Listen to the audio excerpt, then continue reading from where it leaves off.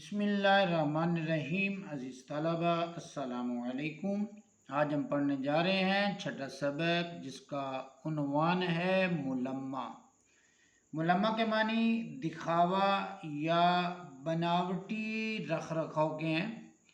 عموماً کوئی چیز ہم جو ہے وہ کلی کروا لیتے ہیں، تو کلی کروانا بھی ملمہ کے معنی میں آتا ہے۔ دکھاوا کرنے کے لیے جو ہے وہ اپنی اصلیت جو ہے وہ چھپا لیتے ہیں، تو وہ بھی ملمہ کے معنی میں آتا ہے۔ اور اپنا بناوٹی رکھ رکھاؤ لوگوں کے سامنے پیش کرتے ہیں، تو وہ بھی ملمہ ہی کے معنی میں آتا ہے۔ تو اس طلبہ آئیے سبق کا آغاز کرتے ہیں۔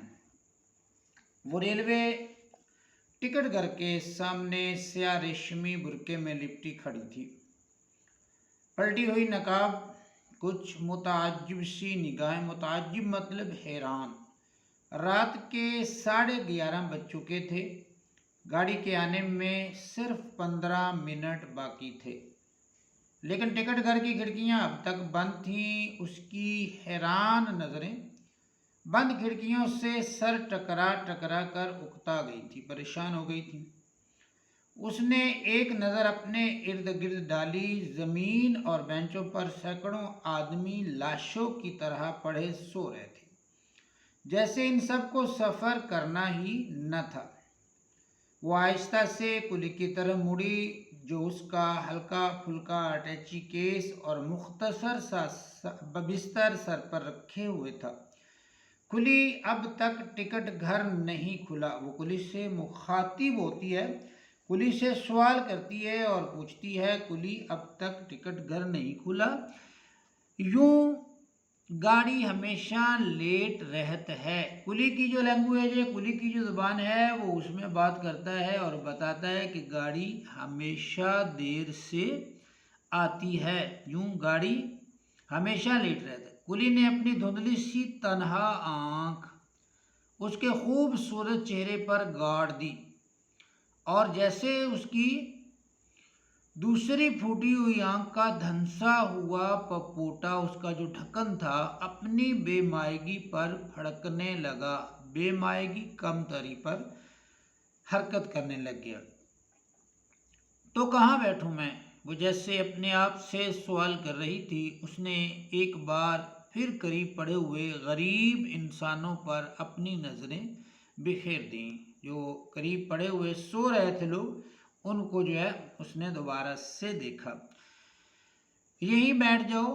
یہاں اسے ایسا محسوس ہوا کہ اس کا ریشمی برقع، خوبصورت چہرہ اور نفیس سامان غریب کلی کی نظروں میں کوئی حقیقت نہیں رکھتا، اس کی جو ہے کوئی حیثیت کلی کی نظر میں جو ہے وہ نہیں ہے۔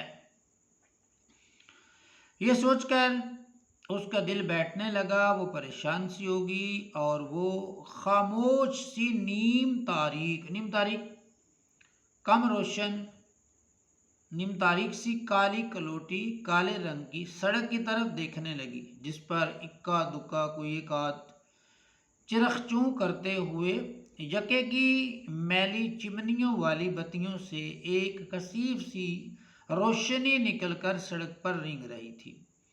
چرخ چوں، وہ اس کی آواز، چوں چوں کی آواز یکا تانگا کو کہتے ہیں، اور کثیف میلی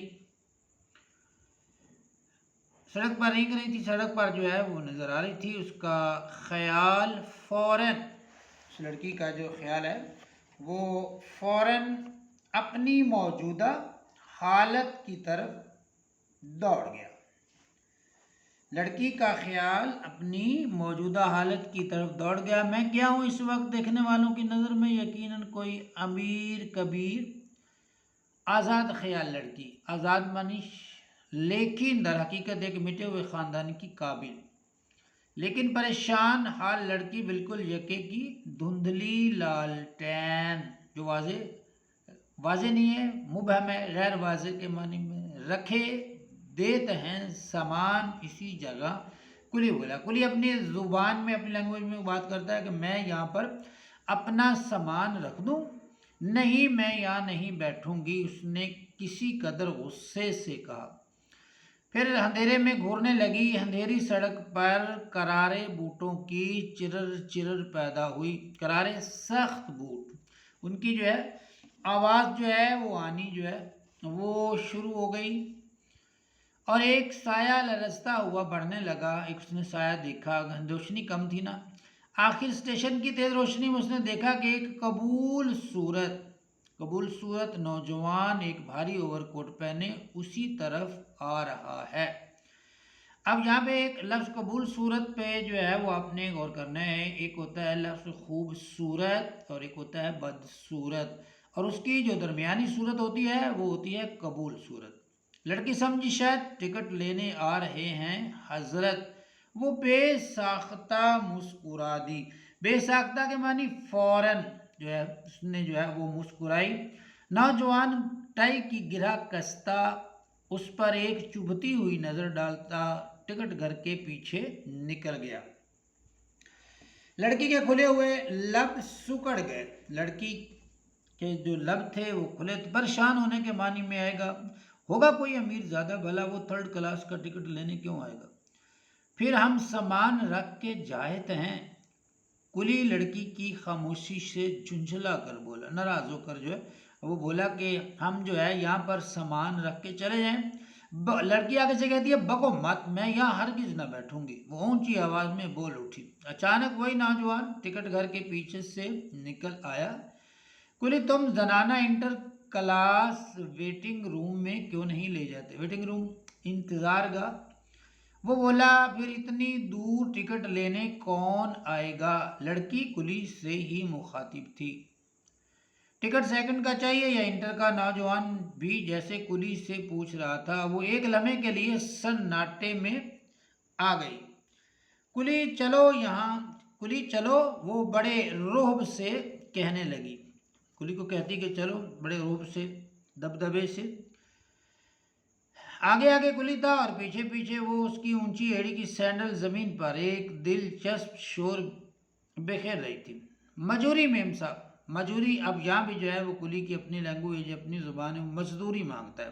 कहता है मजदूरी मेम साहब। कुली ने उसके चर्मी बटवे से मुतासिर होकर कहा। चर्मी बटवा जो उसके चमड़े का बना हुआ बटवा है, उसे देखा तो उसने जो है उससे मजदूरी जो है वो मांगी। अभी नहीं मिलेंगे पैसे। वो सिंगार मेज के सामने खड़ी जनवरी की कप कपा देने वाली सर्दी में रुमाल से पेशानी पूछ रही थी। काहे।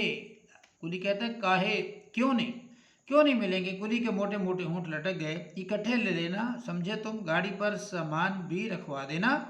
और देखो जैसे ही टिकट घर खुले मुझे आकर बताना, पैसे ज्यादा मिलेंगे। कुली अपने नारियल जैसे सर पर पगड़ी लपेटता चला गया। नारियल जैसे सर से मुराद यहाँ पे जो जिनके उसके सर पे बाल नहीं है वो गंजा है। नारियल जैसे सर पर पगड़ी इसने लपेटी। लड़की बजाय बैठने के मुस्तरबाना टहलने लगी। बेचैन और बेकरार होकर वो टहलने लगी। सामने बेंच पर कोई कंबल में लिपटा गुलगुला रहा था, बेकरार हो रहा था। अजीब मुसीबत है, वो दिल ही दिल में कहने लगी। ये कम बख्त मर्द हर मौके पर हाथ धमकते हैं। कुछ नहीं तो सेकंड और इंटर का शोशा अजीब निराली अनोखी बात कर देना, शोशा ही छोड़ दिया। अब इसे क्या मालूम कि उसने इस वक्त जो कुछ मेरे पास देखा है, बस यही मेरी कुल कायनात है। अटैची केस और होल्डार बंद बिस्तर को कहते हैं। अच्छे ज़माने की यादगार हैं। चर्मी बटवा, ये जो चमड़े का जो बटवा है, ये एक सहेली का तोहफा। और ये बुरका चलते वक्त खाला जान का मांग लिया था कि मुसाफिर औरतें मैले कुचैले बुरके वालियां देखते ही फैल फैल कर बैठ जाती हैं। आज ही दोपहर को तो चचा जान की बीमारी का खत मिला था। अम्मी जान का ख्याल था कि अगर घर से कोई उन्हें देखने चला जाता तो अच्छा होता, वरना वो यही कहेंगे कि हमने तो भाई के मरने के बाद भावज और भतीजे भतीजियों का इतना ख्याल किया कि पैसे को पैसा न समझा। लेकिन वही बुरे वक्त के साथी नहीं। बस वो इतना ही सुनकर जाने को तैयार हो गई। अम्मी जान ने जाने कब से 3 रुपए जोड़ कर रखे थे। سو نکال کر دے دیے۔ تم عقیل کو ساتھ لے کر چلی جاؤ۔ عقیل بچہ ہی صحیح لیکن ہے تو لڑکا، بس یہی اس کی بات تو مجھے زہر معلوم ہوتی ہے۔ جانے وہ لڑکیوں کو کیا سمجھتی ہیں۔ میں نے ان سے پوچھا کہ میں کیا کوئی لڈو پیڑا ہوں جو کوئی کھا لے گا اور عقیل کو دیکھ کر ڈر کے مارے اگل دے گا۔ وہ کہتی میں کوئی کھانے والی چیز تھوڑی ہوں، لڈو پیڑا تھوڑی ہوں جو ہے مجھے اکیلا ہوں، میں اکیلی ہوں گی تو مجھے کھا لے گا، اور اگر عقیل ساتھ ہوگا تو پھر جو ہے وہ مجھے اگل دے گا، مجھے نہیں کھا پائے گا۔ آگے سلمہ اور رضیہ بھی تو لڑکیاں ہیں، کیسے مزے میں طرح سفر کرتی ہیں۔ اس پر انہوں نے کہا کہ بھئی وہ بڑے آدمی کی لڑکیاں ہیں۔ میں نے جواب دیا واہ، تب تو انہیں بلا مبالغہ بلا جواز 1 درجن نوکروں کے جھرمٹ میں سفر کرنا چاہیے۔ تو پھر تو ان کو جو ہے وہ کہتی ہے ان کے ساتھ جو ہے وہ 1 درجن نوکر ہونے چاہیے، کیونکہ ہم غریب ہیں اس لیے ایک ہی کا سفر خرچ نکلنا مشکل ہے، کجا کہاں ایک ننھے محافظ کے ساتھ جس کی حفاظت خود مجھ پر فرض ہوگی۔ غرض گھنٹوں ان سے بحث و مباحثہ کیا، تب کہیں جا کر عقیل صاحب کے پہرے سے نجات ملی۔ کھانسی کی خوں خوں سے وہ چونکی، کمبل کی گٹھڑی کھلی اور ایک جھریوں کا مارا بگلے کے پر جیسے سفید بالوں کا چہرہ اس کے سامنے تھا۔ وہ اپنی ڈھیلی ڈھالی فراق، تچے ہوئے بال اور ٹرنک پر رکھے ہوئے ہیٹ سے کوئی عیسائی بڑھیا معلوم ہو رہی تھی۔ لڑکی نے ایک سخت تنقیدی نگاہ اس سوکھی مونڈی بڑھیا پر ڈالی اور پھر دل ہی دل میں اس خشک ساتھ پر افسوس کرنے لگی۔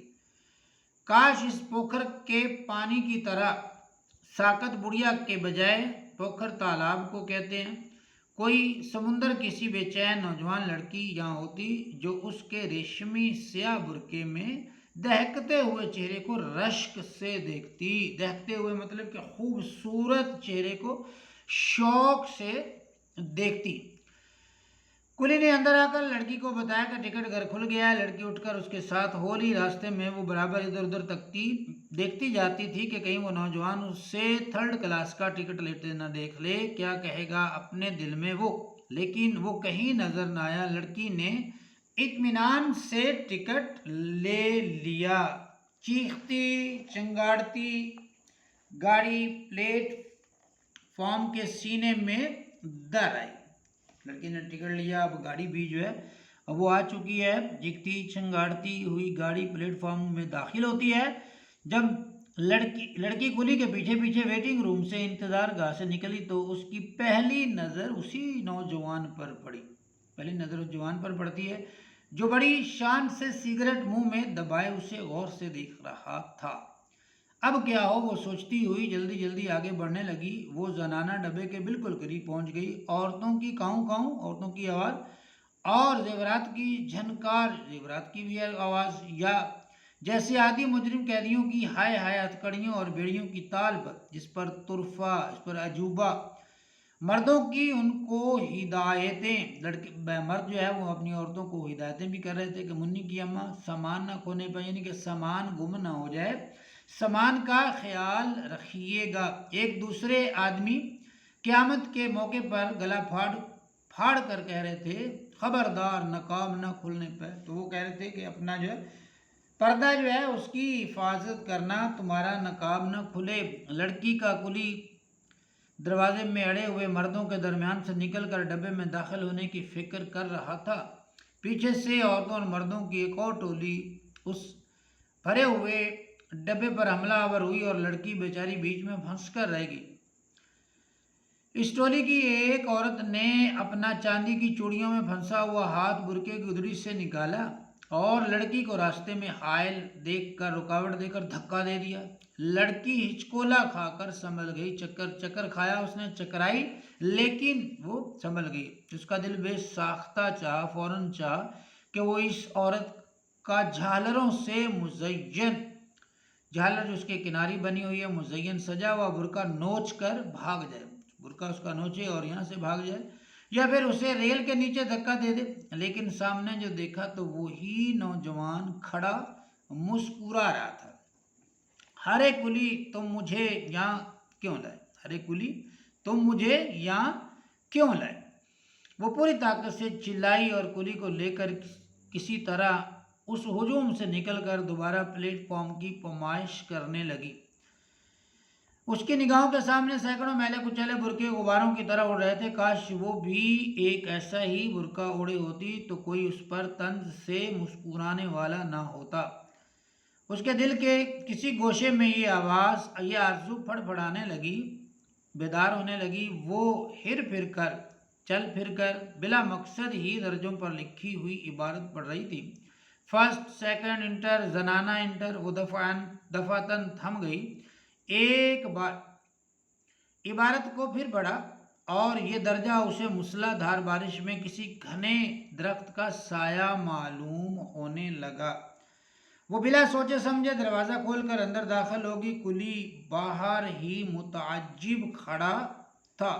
मुताज्जिब हैरान, कुली बैर जो है वो मुताज्जिब हैरान जो है उसे खड़ा जो है वो देख रहा था। ले आओ सामान, वो एक दिलफरेब मुस्कुराहट के साथ बोली। धोखा देने वाली, दिलफरेब धोखा देने वाली, अपने आप को ही धोखा दे रही थी। कुली सामान रख कर उसे एक आंख से घूरने लगा, क्योंकि एक आंख तो उसकी थी नहीं, एक ही आंख थी जिससे वो उसको देखने लगा, जैसे वो उसकी तह तक पहुंचना चाहता हो। लड़की भाग गई, लड़की जान गई। उसने बटवा खोला और एक चमकती हुई अठन्नी, 8 आने यानी कि 50 पैसे उसकी तरफ बढ़ा दी। कुली का चेहरा जो हकारत के जज्बात के बायस बुरी तरह लटका हुआ था, एकदम खिल उठा। मजदूर को मजदूरी चाहिए, उसे किसी के मामलात से क्या गरज। उसने अठन्नी को मल कर देखा। वो जो 8 आने थे, 50 पैसे थे, उनको मल कर देखा, जैसे वो यकीन करना चाहता हो कि वाकई इस हल्के फुल्के असबाब की उठवाई 8 आने भी हो सकती है। सीटी की आवाज़ सुनकर कुली उतर गया और फिर लड़की के उन्नाबी होंठों पर एक सुर्खी माल जो होंठ हैं, उन्नाबी होंठ, एक मुतमईन मुस्कुराहट लहराने लगी। वो दरवाजे से लग कर खड़ी हो गई। उसने देखा कि नौजवान ओवरकोट की जेबों में हाथ डाले हुए खड़ा उसे मीठी मीठी नज़रों से ताक रहा है। तो अजीज तलबा, हमारे सबक का एक हिस्सा यहाँ पर मुकम्मल हुआ। मिलते हैं इंशाअल्लाह अगले सबक के साथ, बकिया सबक के साथ। तब तक के लिए अपना बहुत सा ख्याल रखिएगा। अल्लाह हाफिज़।